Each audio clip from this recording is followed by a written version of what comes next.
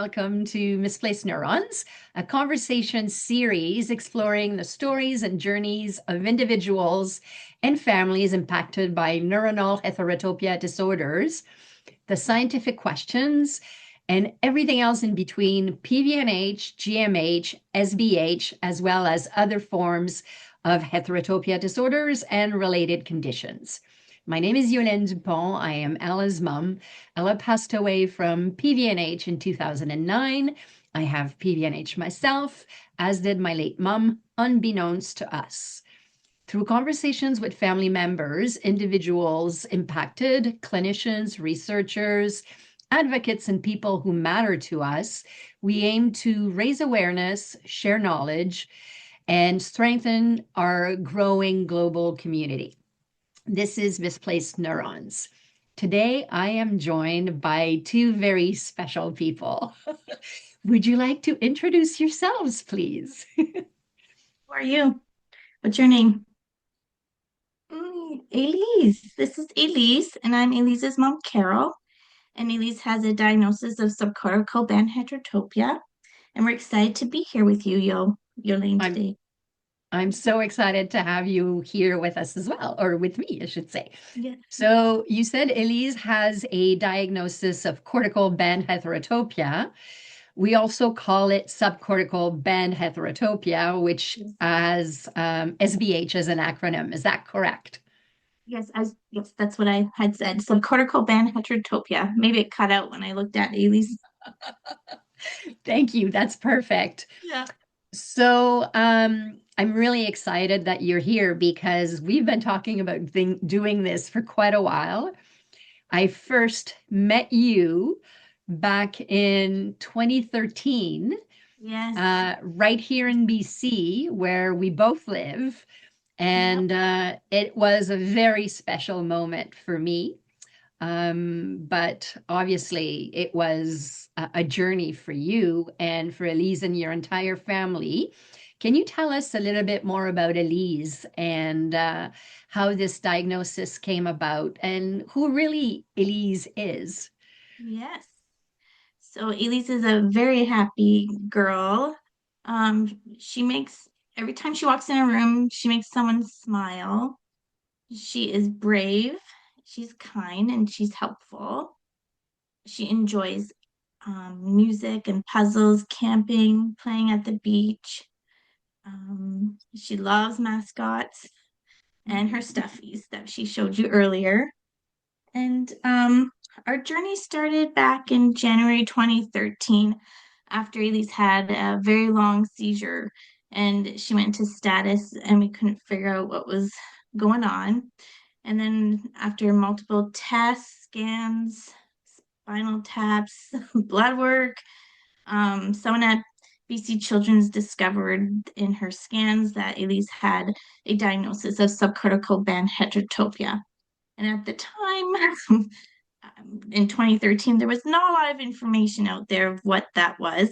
They told us don't Google, and it's rare, and just not much more they didn't know much about it, and neither did we. All they knew that she would have maybe some developmental and intellectual delays, and that was why she was having seizures, so it would cause her to have a diagnosis of epilepsy.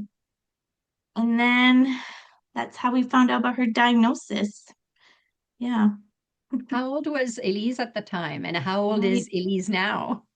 So she was 3.5, and now she's 16 and a half.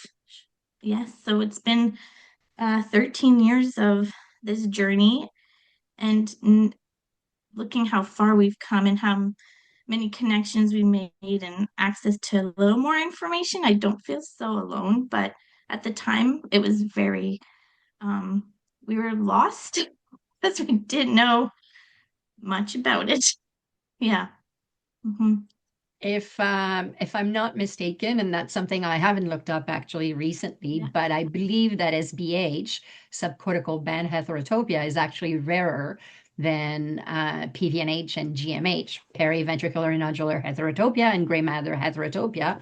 Although it falls under the gray matter heterotopia umbrella, it is something that happens less often. than PVNH. Oh yes, we're a smaller group. Yes. Yeah, you definitely are, Yeah. which is even I'm more gonna, challenging, right? yes, I'm gonna send her with Mike because I think she's ready to go play. Sounds good. Can you show us They, just before you oh go, yes, Elise? Do yes. you still have your stuffy with you? Yeah, you grab your stuffy. Because we looked at the stuffy before we started the show. So Show everyone your stuffy. it's lovely. Have a good evening, Elise. Thank you for stopping by. Hi. Bye.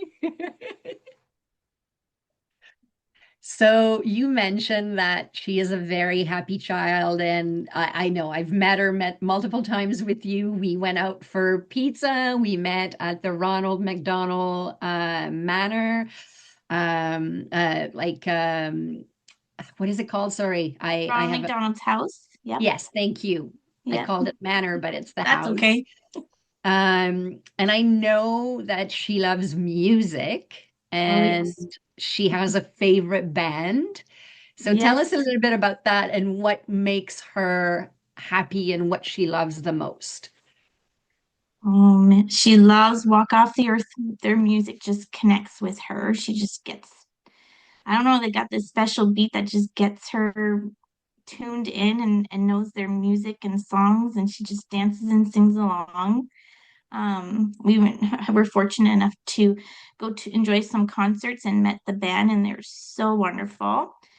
And mascots as well are a big thing in her life. She just loves them at theme parks, hockey games, wherever there's someone in a mascot uniform.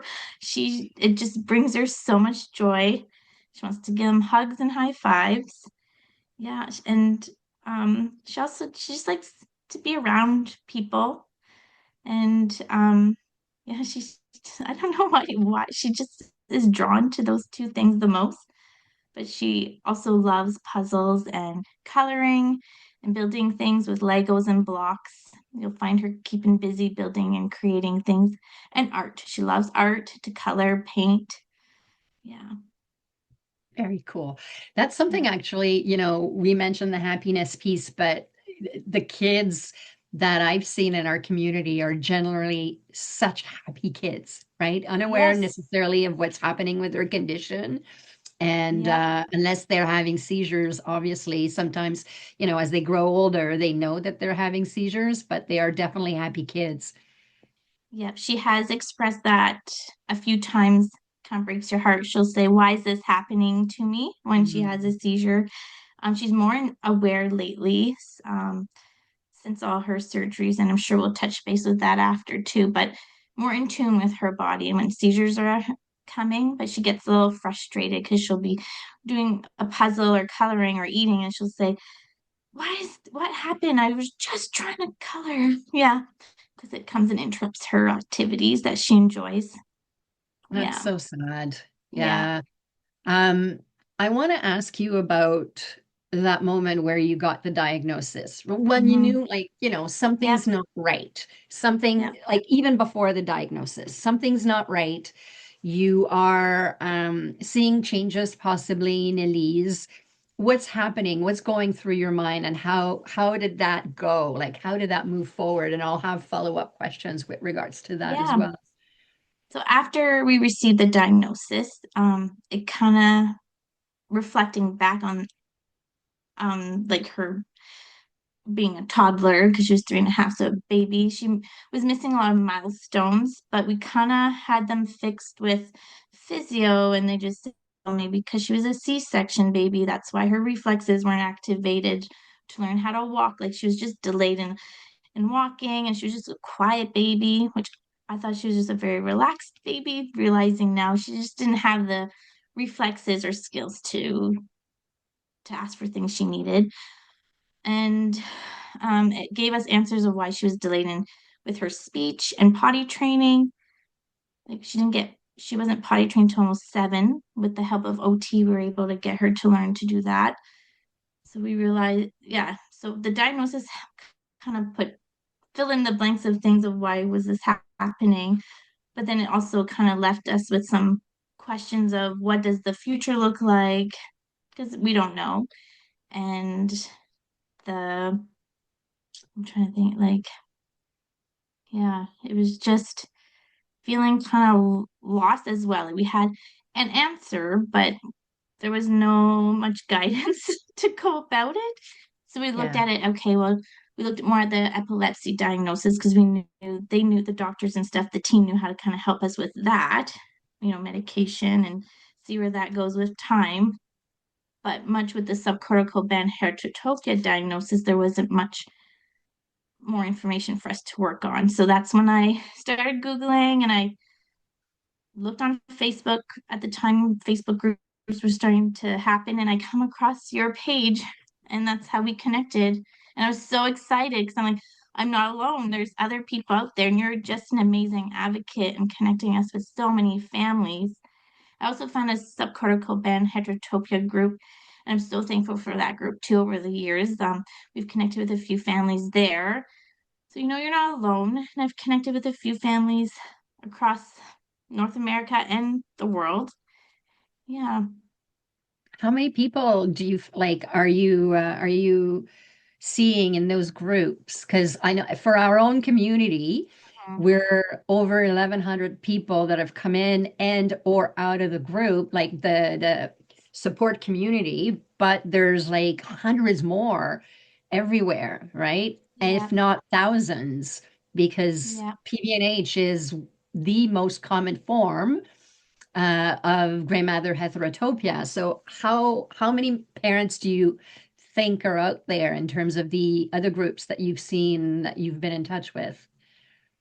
There's probably a couple hundred of us. I never really looked at the last number. I know in those So groups small. they're they've allowed more family members to join. I know PVNH has a good strict rule, which is great. And I found some Corrigal Band Heterotopia, you have grandparents sometimes are in there because some or the caregivers or the parents, so it's hard to see the actual number that's out there. Yeah, Yeah, I know what you mean. And you're yeah, right. I mean, in our community right now, it's parents yeah, and adoptive parents, for example. yeah. Um, we sometimes have siblings that are affected, but we've been very strict, absolutely, because Mhm. there's a lot of privacy issues that have to do with sharing your child's story and having an aunt and uncle, sometimes a grandparent or a great aunt, may not be something that parents want. And so we've kept it, and being part of Yeah. the committee that helps me run the support community, but also as a board member, that this is something that is very important to us, that privacy for families, right? And a safe place to vent Yeah. and share things that the community understands, and sometimes others can't. They want to, but they just can't. Yeah. Yeah. I mean, it's hard to relate unless you are like right in that community itself, Yes. right? Yeah. I still want to go back to Yep. those first moments Yep. when, you realize that Elise is not making meeting, sorry, her milestones. Yep. Um, even, if there's a seizure that you haven't seen, but there's this moment where you bring her in and you Hmm. start questioning things. Do you recall that first day when you did that? Um, the first day, like when she had her big seizure So that day. it was the big seizure that Yes. brought you in, Yes, right? that brought us in. Yeah. I You remember that day. hadn't Yeah. seen anything like any seizures before that you think like, that you could So, remember, or it was milestones not met mostly until that seizure? so in the summer of August 2012, she had a febrile seizure. And then because it was related to a fever, we didn't think much of it when we brought her to the emergency room. They said, oh, it's just a febrile seizure, and they didn't do more because she was little, had a fever. Looking back on like family videos and pictures, we noticed her face doing different types of seizures, which we didn't know was a seizure at the time. that we Yeah. wouldn't even have questioned it because it's so quick. And now we just know that look on her face. We know when it's coming and when she's in one. Hindsight 2020, yeah. You Yes. learned from this experience and you Yeah. gain confidence in being able to accompany her through different types of seizures that she may be Yeah. having. Yeah. Do you Yeah. recall So what went through your mind when you brought her in for that big one? How you and I'm not going to say his name because I don't know if he wants to be yeah, identified. Mike, Her I dad, your husband. yeah, Mike, yeah. We terrified because they didn't know what was happening. So I think our worry at the time was, is there a brain tumor? Like, what is happening? There's just no answer. The seizures was not stopping. They had hard time controlling and managing her seizure. They administered many medication where she ended up in the ICU just in case. She did great. She was a fighter, so we didn't have to worry about her not she they were worried about her not being able to breathe on her own, but she did. So that was good. Like that we didn't have to worry about any other complications during that time, but we're just worried that there was something terrible like going on. And then when they come to us with this diagnosis, we're like, okay, it wasn't a brain tumor, but what does this mean? And then Mike goes, oh, she can't drive. He's like, yeah, she won't be able to drive because of her seizures. They're going to be unmanageable. He's like, oh, okay. She can't be good at math. Oh, okay. So he was more relaxed about it. I was still processing the information that was given to me, relieved that it wasn't like we didn't need surgery right now. We didn't have to be admitted to the hospital for months. Um, but then you felt lost after they're like, okay, you can go home now with this medication and just monitor her for more seizures. And it took a while. We didn't notice any seizure activity for a bit. And again, we weren't educated in different type of seizures at the time. We were just the tonic-clonics or the drop seizures that she would have. Over the years, we've noticed she's had absence seizures and myoclonic seizures. So she's had a variety of seizures throughout the years. Yeah. Which unfortunately is common with our Yes. kiddos, right? Yeah. Um, Between the moment where she had that huge seizure, she's in status. And for those who Yes. don't know, status epilepticus is they can't get her out of the seizures and they have to, it's a long seizure. And they Yeah. have, as you say, to administer different types of medication. So it was at that time that they made the SBH diagnosis. Is that it? We were there for a few days, but within like 24 hours, they did all those tests like blood work, spinal tap, CT scan, I believe the MRI as well. Yeah, MRI, um, swabs. Like they did everything to test Yeah. everything. And then I think 2, 3 days later, that's when the team got back and noticed the subcortical band heterotopia.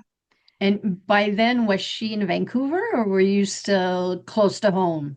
We were still close to home. We had a great doctor that worked in Vancouver that was on call at our local hospital. So she stood by her side the whole time and made sure the tests got done here so we didn't get sent to Children's. So they were able to get it all done there and with the communication of Children's at the same time. And so you were talking about Mike asking question Yes. and being Yes. probably more pragmatic, right? It's Yeah. okay, that's what it Yeah. is. And what about you emotionally? How did you feel? At that time, I think I went a little numb. I cried a little bit, but I felt like numb because I'm trying to understand what they were saying. I've never heard the word rare before, rare because they told us it was rare. I didn't even know that existed. It's a different world. Opened my eyes more to be an advocate for all rare because I'm like, people need to know this exists. Um, and then epilepsy, I was aware of. I was like, I've seen people who had seizures before, and I was aware what that was. So that aspect, I was like, okay. I was scared when she had her first seizure because it's terrifying. I still get nervous. We're kind of numb and used to it because it's an everyday battle, and it doesn't surprise. We just pause what we're doing, but yeah, I was just numb. And then you want to like go and research to learn more about it to kind of how can we help her? But yeah, so at the time we just knew with the doctor and our team to just get her in physio, occupational therapy, speech therapy, and then eventually we got a behavior interventionist and we introduced her to art therapy and music therapy, hippotherapy, which is with a horse she loves as well. So yeah, just accessing her with so many resources just to kind of help her gain some abilities and strength. Um, yes, and we might touch, I can, over the years, sadly, we've seen a regression though of all the things she was able to do. We're no longer because of the effects of seizures and of her rare condition and possibly surgery of side effects as well. But yes. Yeah. We'll get to that in a few Yes. minutes for sure. Yeah. I want to be Yeah. certain that we discuss that. Yeah. So the doctors tell you it's subcortical band heterotopia. They give you medication, you go Mm-hmm. home, and Yep. then you start researching. Yep. Is that Not when you much. found the support community? Yes, because there's nothing on Google in 2013 on Subcortical Band Oh, I know. Heterotopia. There was maybe a few articles that I could not understand. Yeah, Yes, so there then is I very reached little. very little. I found PVNH first, your support group, and then eventually, as I looked more, I found the Subcortical Band Heterotopia group as well within the same time frame. Yeah, but And it took me a few months. Like we got diagnosed in January, and I think we connected in November, October, November. I remember well, the day. I was not so bad. excited that you were in BC, near in the same province as me, and I was like, I'm not alone. I have somebody who understands. Yeah. I know we met at the hospital here, but we Yes. were in touch. I don't Yeah. know actually if you reached out when you were here. I can't remember because it's been so long. I It might have know. I been think that I you were let you here know when, we were coming in for an appointment, yeah, like probably the 2014, like the new year, with our yeah. team there. Hmm. Yeah, you met us. So Yep. how is that diagnosis? How has that changed your family? Because you have Oh, another daughter as well, who I've yes. had the pleasure to meet, Yeah. Yes. um, just like Mike, who's hiding right Yep. now. Yes. Yeah. Yep. Yes, Elise's big sister, Lillian. Yes. At the first few years was okay. Like, because seizures weren't really showing up here.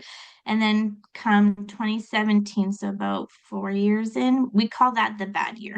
Our family, because 2017, the bad year, into about almost beginning of 2019, Elise's seizures just ramped up and they were just sometimes where it felt like it was just taking over everything. We'd go out, have a family day at the beach with friends, and Elise would collapse into big seizures, and we just had to leave because she would just get throw up from it and fall asleep. So we can't stay on the beach at that point when she was having so many seizures. We need to get her home and help her out at home. So sometimes friends will scoop up and tell Lillian to stay with them. We were still am parenting two different worlds. And it was Yeah, when Lillian was younger, she's older now. It was a challenge because she just still didn't understand. She was scared.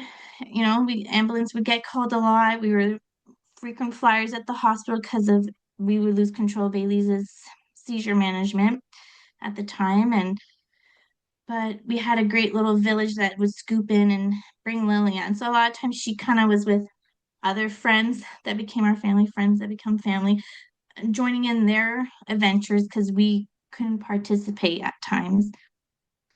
Yeah, so it was hard. And then as time goes, we learned to kind of manage her seizures and not let it impact too much of our activities. Like now, with all of Elise's surgeries that we'll touch base with later, we're in a different stage where with her recovery with seizures, so we're able to go and do things.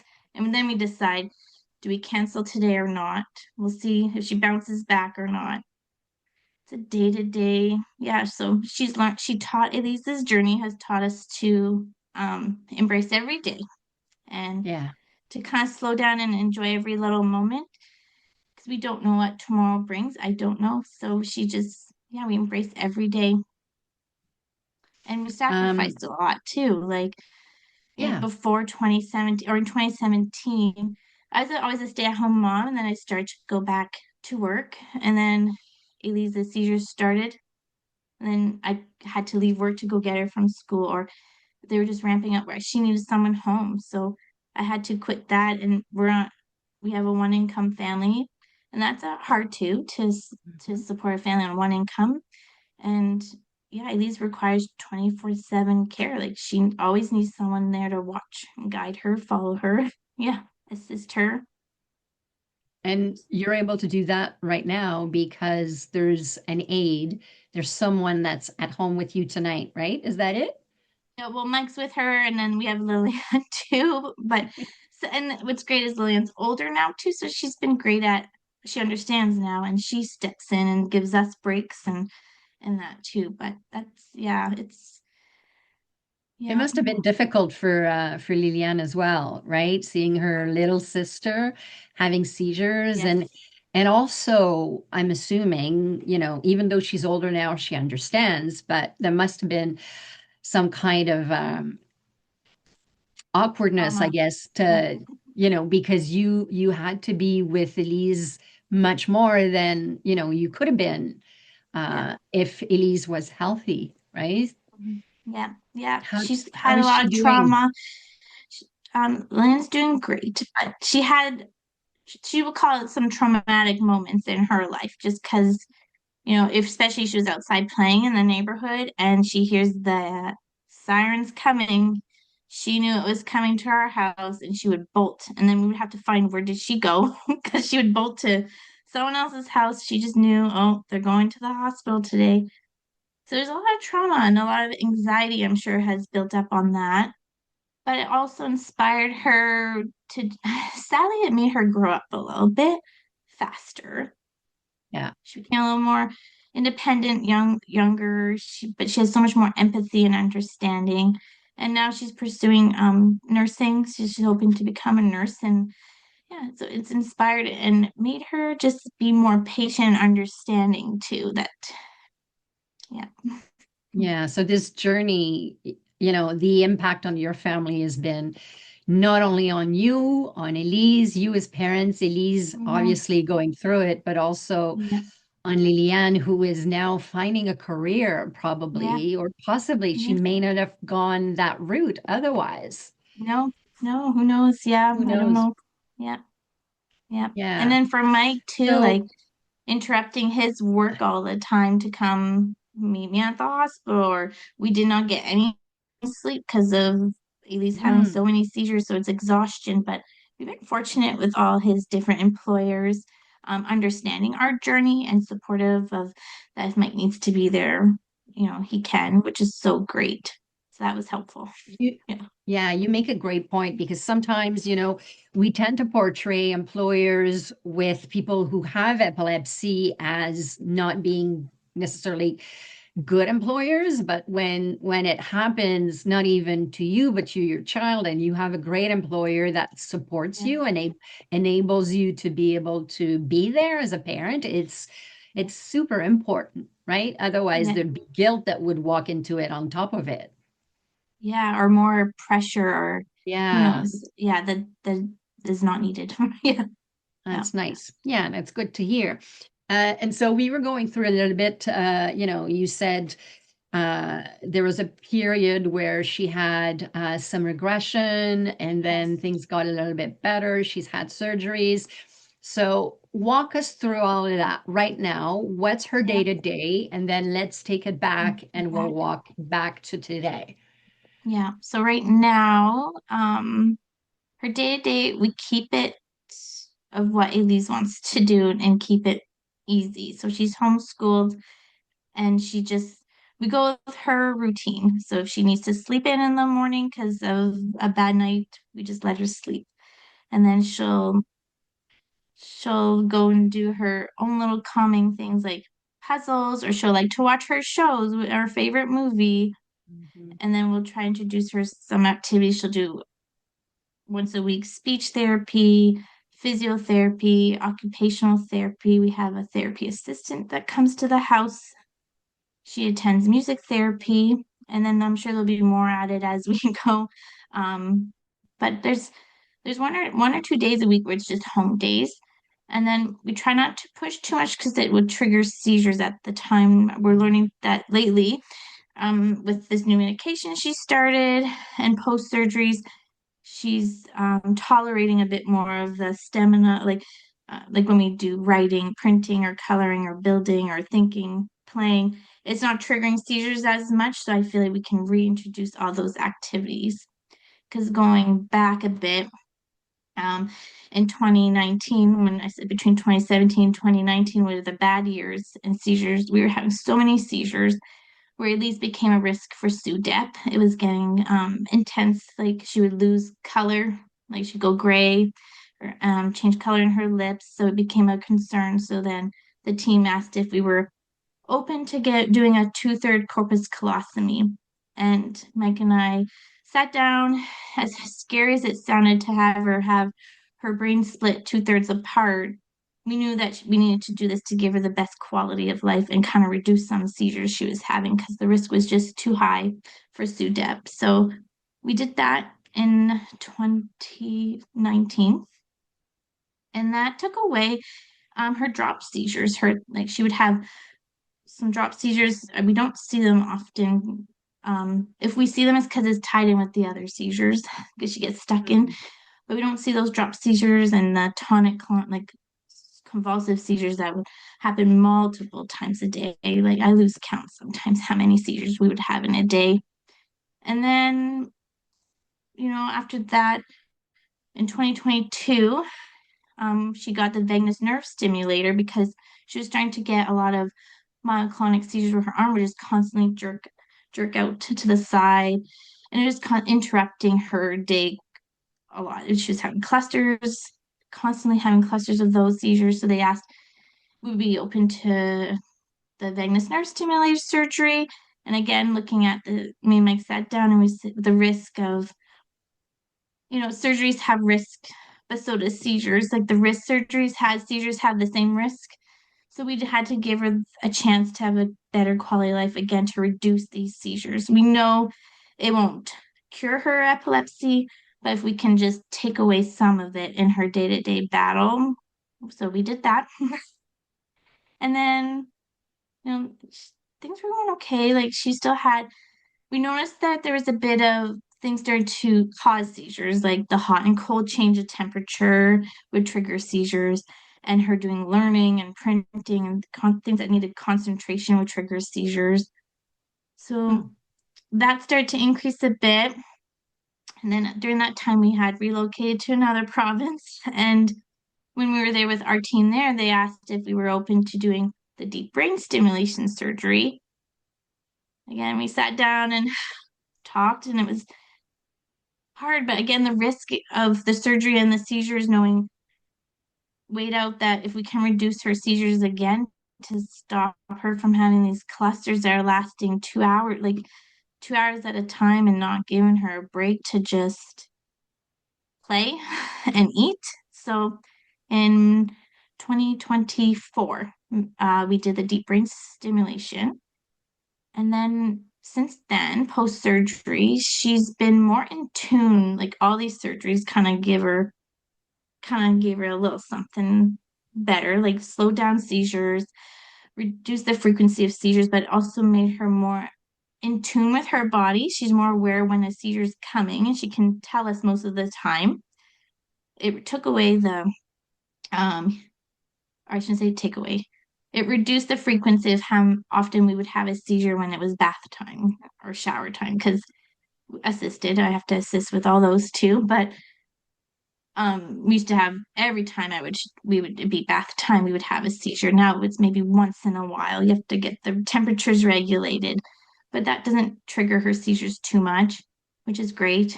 And so now looking back at today, we have at least one seizure a day, which is still a lot, but it's better than 5 to 10 or more a day when you look back. So it did reduce a lot of her seizures. She still battles them. But we noticed since about, I would say, maybe the first surgery or after. It was tricky because again, we lived in the world where the world stopped for a bit, so we weren't able to get some therapies when COVID was here. So it kind of delayed right after surgery to get all these therapies in person done to help her regain skills that, to rebuild her strength after surgery. But we noticed that Elise has regressed a bit in um, activities that she was able to do. Like before, when she was little, she can run around and climb the play structures and just run without worry of no one's there following her like constantly. But once the seizures increase more, I find that that's when we lost a bit of those abilities and kind of, I guess, her freedom of doing things on her own because someone has to be there to make sure she doesn't fall or hurt herself or be aware of her surroundings. And we regressed a bit too. We now have a G tube. Um, I'm not sure if this has always been an issue because looking back, Elise always didn't do proper swallowing, but we discovered that she chokes and aspirates easily on liquids and on certain foods. So we had to modify her diet. So yeah, I have a hard time because I grieved the little girl that used to do all these things, and now it's hard. Yeah, because you see where she's at now at 16. We're not like a 16-year-old, and that's okay. But I grieve the things that we were able to do before. And now I have to just, now we focus on her little goals now and meet her where she's at now and adapt to the changes of where she's at now. And honestly, our goal is to make her happy and Yeah. less stress too, because I find that brings down seizures. So we just kind of go with her flow. So when Yeah. she has now, first of all, my heart goes out to you because I Thank can't you. even imagine Yeah.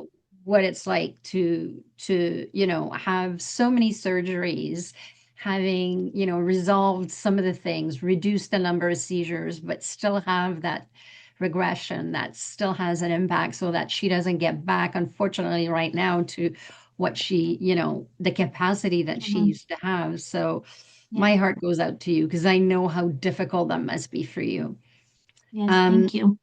in terms of the seizures right now, Hmm. that one seizure a day or so that she's having, Yeah. are you finding a pattern with it? Is it in the morning? Is it like, or Yeah. is it all over the place Most days it's morning, like between when 10 she and wakes 11. up? You can be get no, it's usually around 10 and 11 that we have the seizure. And sometimes she'll have some during the day. We'll have two or three, like it depends on the day. Yeah, we find the same pattern. So they just right now are adjusting her vagus nerve stimulator at that time. And we don't want to do too many changes yet because we just introduced her to a new medication. So then later we'll look at her deep brain stimulation, maybe tweak some things, but it's a very slow process and it can take time to find the right rhythm for both machines. So we just need a lot of patience and medication change. So it's going to take weeks or months to just re-regulate her and find the rhythm that works for her. Yeah. And that's anytime she continues to grow, I would imagine, right? Ah, And yes. And I find, hormones and yeah, hormones, yeah, the hormonal, we see an increase of seizures as well. Um, that at least 3 days where it's just, we call it the train wreck. Like it's just too many. So we're just gonna rest on the couch and just ride this wave of seizures and some days it's hard because she won't be able to talk or do much movement. She's just more quiet. So it's a yeah. struggle to get her to communicate, which we'll be getting an iPad to help us communicate on those days, just to teach, just so we know she has so much to say, but on those days she's unable to use her words. And then Yeah. other days she's very chatty and lots of energy. So where I'm not used to that sometimes, and I'm like, we were quiet for a week, and now I'm like trying to keep up with this very excited little girl that has all these things to say that's been quiet for a week. Yeah. So yeah, you talk about her being quiet during those moments, but Mhm. she's super active otherwise. Yeah, What brings you the most joy uh, just when she's feeling well? And what oh, just brings her the most joy when she's yes. feeling well? Just hearing her make little comments or just little reactions of, oh, that's cool. Or I hear all day long, and I'm sure it's just part of her little pattern that she loves me. I love you. I hear it all day long, and you're funny. Those are her. So if anyone who knows Elise, you'll hear multiple times a day, you're funny, and I love you.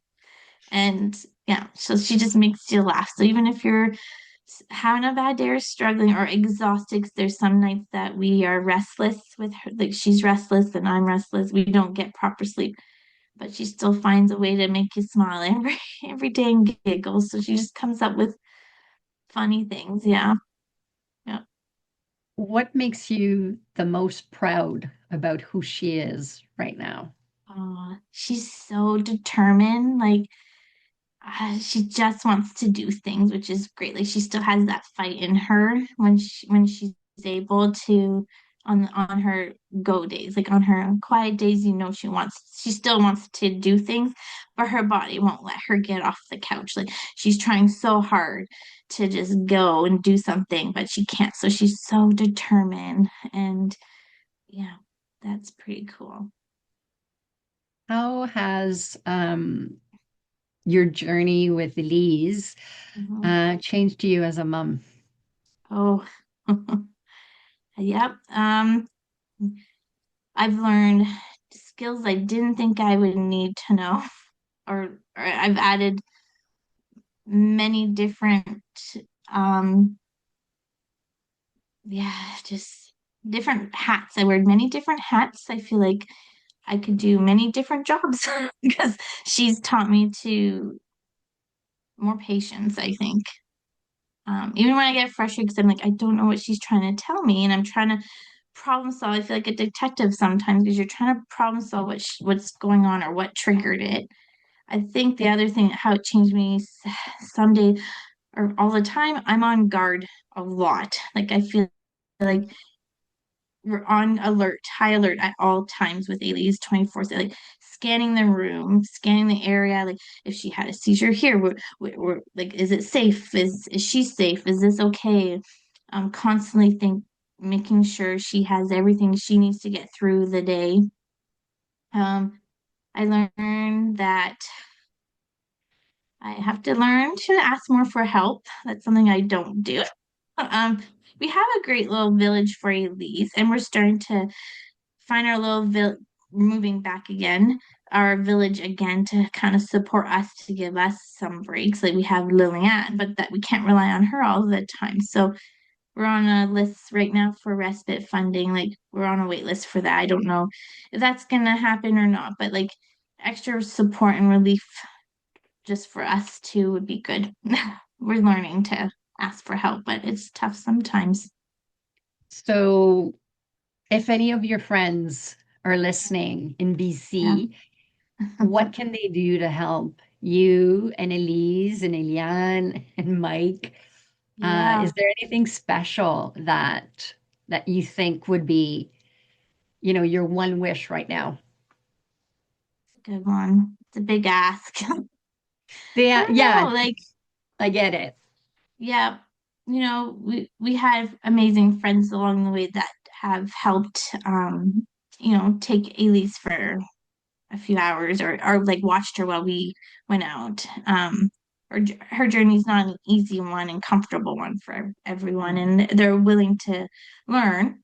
But I think even just coming to us sometimes instead of us trying to, what they've been great about that we've been having people here instead of us trying to pack her all up to go there. She gets tired early, so it's an early night for her. But at least we can still enjoy those visits and game nights with friends in our space. And sometimes once, the other day a friend just stopped by. She wanted to know if I was home. She just stopped in for coffee and tea, and that was good just to pop in because I'm home all the time. So I'm here. Yeah. So it's just good to have those little visits and pop-ins and um, yeah, I don't know. But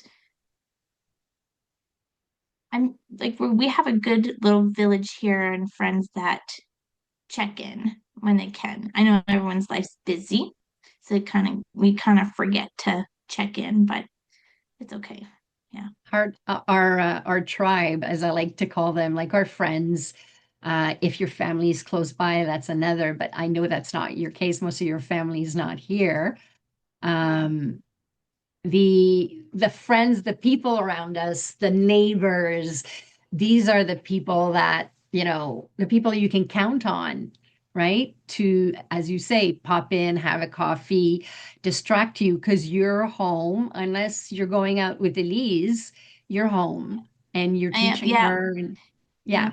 Or I do plan some girl nights sometimes, or Mike and I get to go out at times too. Lillian watches Ailey's for us, so that helps. But we're rebuilding our village and trying to Yeah. find where we're at because everyone's at different stages of life. Like our oldest is now adulting. Like we're in a different stage of life that we have to navigate as well. Yeah. Hmm. Um, what have you learned in terms of resilience when it comes to Elise, or even like your family, from Mike, from you, or from Eliane? Is there a Liliane, sorry. Yeah, that's okay. It's not the first time Um, I've done that mistake. that's okay. Yeah, very resilient. I think we just learned, I guess we just kind of we every time we face a situation, we kind of look at, okay, this is the problem, and let's look at the weigh the different outcomes. And we try to keep it always positive because if you dwell on the negative all the time, it's just gonna not be joyful. Like, so we just keep trying to find the positiveness to make it through things. And I think we always try to find the bright side Yeah. of the situation. And I know that's tough sometimes because then, you do grieve it and you do have moments where you cry, but then you stop and think, okay, how can we adapt to this or face what we're faced with at this moment?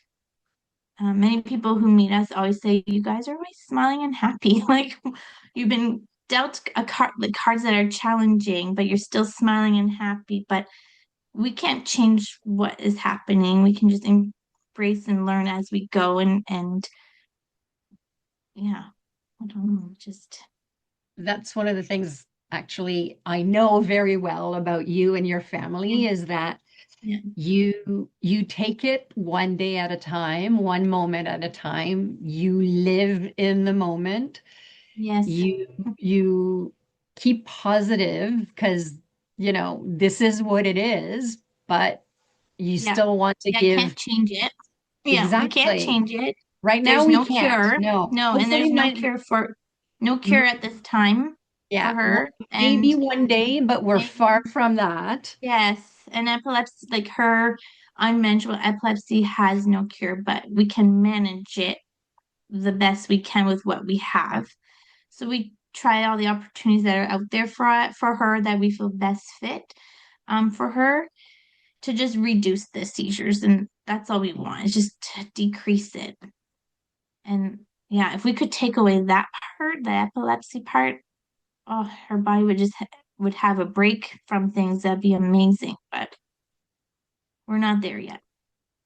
You're getting closer, possibly, though, with all the surgeries and the tweaks that you're Yeah, doing, right? yeah, But it's a little bit of a catch and go because as she grows older, we talked about it already, yeah, or the hormone are changing. yes. So you always have to adjust that VNS or the deep stimulation, right? That's Mhm. par for the course right now until she has probably more of a leveled up kind of situation where then medication can play possibly a better role in it to control whatever is left of epilepsy, hopefully. Yeah, yeah, So mm, we're recording this. Today is Monday, the 23rd of yes, March. yeah, And on Thursday, yeah, it's Purple Day. It We is. are, Yep. yep, I'm wearing we my are. shirt. Yes, I saw that. Good job. I'm wearing my pink. Yeah, that's good. Pink I'm and yep. saving my purple for Thursday. Yep. But so we are in getting closer to Purple Day. We are in the month of epilepsy awareness in Canada. Why does that matter to you? We're also in March on PVNH, which is, Yes. Yep. it's March on PVNH for now. It may be Yep. something else in the future because, it's Yep. just our way of the month of bringing awareness again to the disorders that are neuronal heterotopia disorders. But I want to hear from you why it's important that we go for more awareness, we raise awareness, we raise money, whatever it is at this time of the year. Tell me what that means for you and for Elise. Yes. Well, at first I was very quiet about things. I've always been a quiet person, but I found a platform, as we'll talk about too, that I find it's important to raise awareness not only for epilepsy, but all the rare disorders for subcortical band heterotopia and PVNH and GMH. We're just a little group in this big world that still are so important to get more research and funding and raise awareness for that. And that just so other families know they're not alone. Like we felt alone when she was first diagnosed. So I just kind of helped spread her story and journey along the way over the years, just so if a family like us came and Googled or research on social media, they could find another family that's kind of going through something they are too. I found every journey is different and unique, but we all have something in common along our journey. I find that you don't want to scare families away from some experiences you had, or but you want to give them hope as well. So it's Yeah. hard. Yeah, because every case is different. Some can be mild cases to severe cases. We all fall in a different category, but we all share the same diagnosis. So it's Yeah. important to just be our little voice, and they're not alone. We're here too.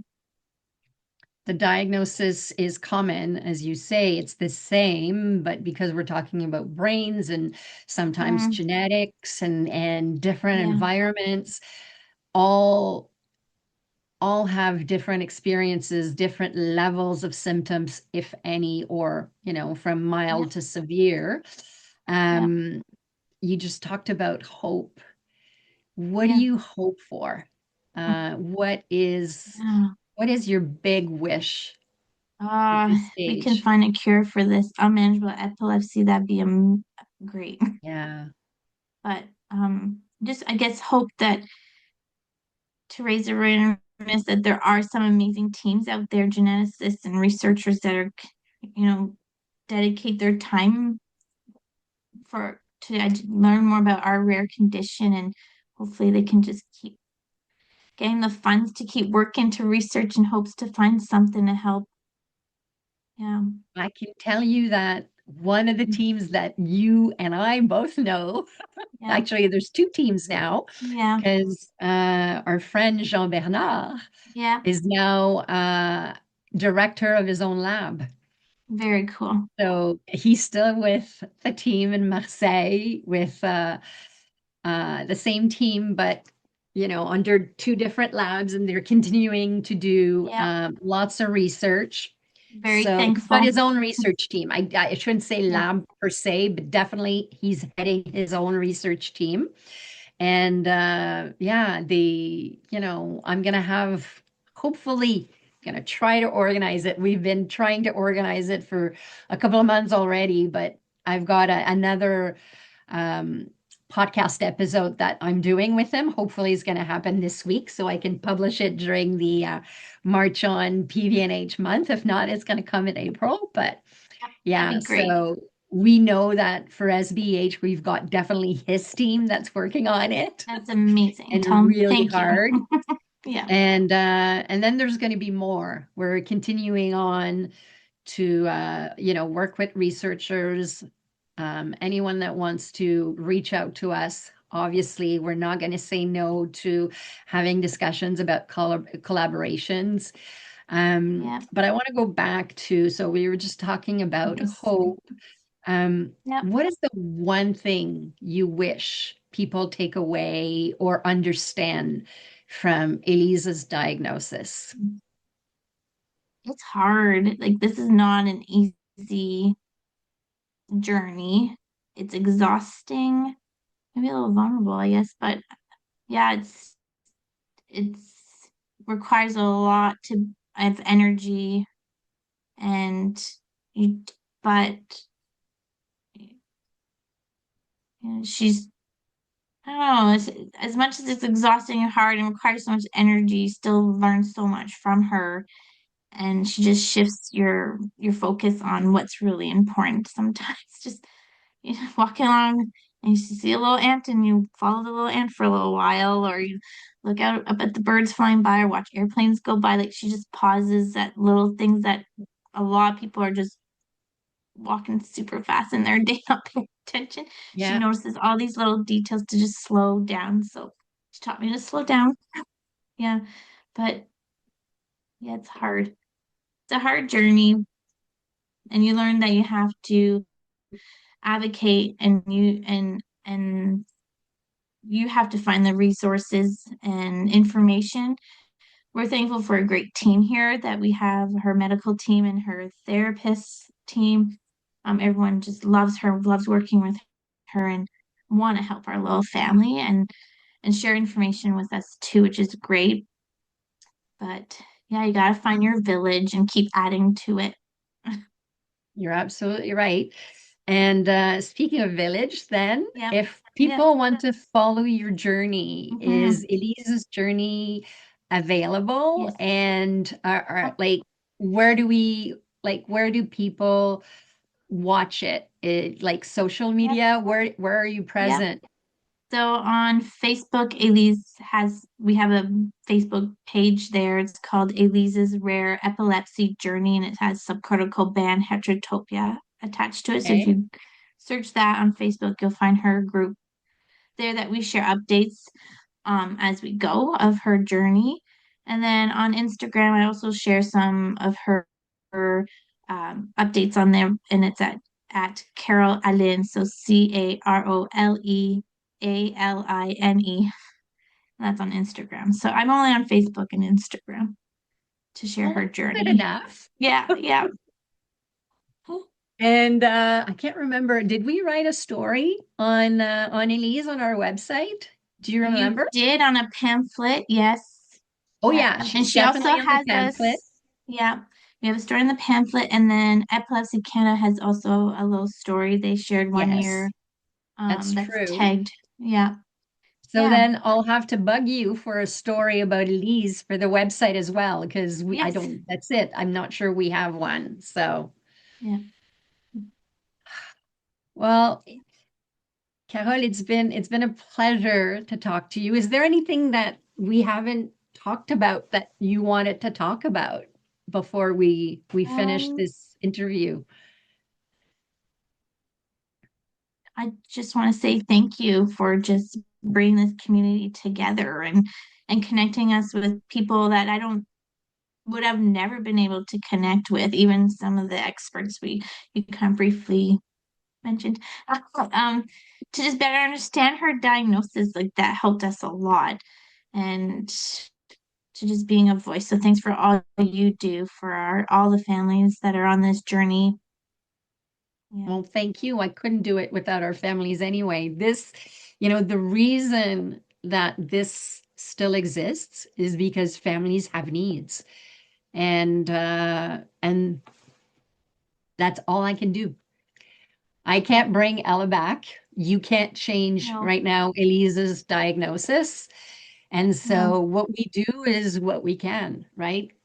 Yeah, I keep often I talking often about it. say, Yeah. yeah, that's it. I do it because I can. That's the only Yeah. thing I can do. So Yeah. thank you. You're welcome. Okay, so if parents are listening right now, new parents facing an SBH SBH diagnosis, or somebody that didn't know that you existed, that there was, services available for SBH. What would you say to that family starting a journey, or that have been on it and, didn't know we existed as a community? So this has happened a few times where I would receive through Elise's page, families connecting that their child just got diagnosed with this or a few years ago, and they just came across Elise's page, and they're feeling very lost, and they had a lot of questions about subcortical band heterotopia. And my first thing is um, find PVNH on Facebook, your group, and then subcortical band heterotopia group as well, because there's a community there. Yeah. And then we kind of some will stay connected, and others will kind of keep following Elise's journey and get some information that way. But I do my best to answer. I'm here for them, and I answer questions they need along the way. And I remind them that every story is unique and different. So what milestones or situations that would happen in Elise's journey might not happen in their child's journey. And then a few of them, like some of their children aren't having seizures yet. So we just tell them, let them just be kids, like let them do all the things because you don't know what the future holds. So let them just be kids. Yeah. Excellent point. Yeah. Thank you again, Carole, for joining You're us. welcome. Yes. I'm going to close by saying this is Misplaced Neurons. By sharing stories and knowledge about neuronal heterotopia, whether it's PVNH, GMH, and SBH, we help bring visibility to experiences that have too often been unseen, unspoken, been disregarded, unfortunately, and we celebrate the people's lives that are impacted by those neuronal heterotopia disorders and related to conditions. So today we were speaking with Carole, talking about Elise and Mike, her husband, and Liliane, her older daughter, about this disorder that is subcortical band heterotopia. And so if this conversation resonated with you, please share it widely. It's available on our YouTube page, but we also have our social media where you can see eventually excerpts of it. And yeah, by doing so, you help our community thrive and bring more awareness and support and understanding to neuronal heterotopia disorders. So thank you, Carole. You're welcome. Thanks for having me.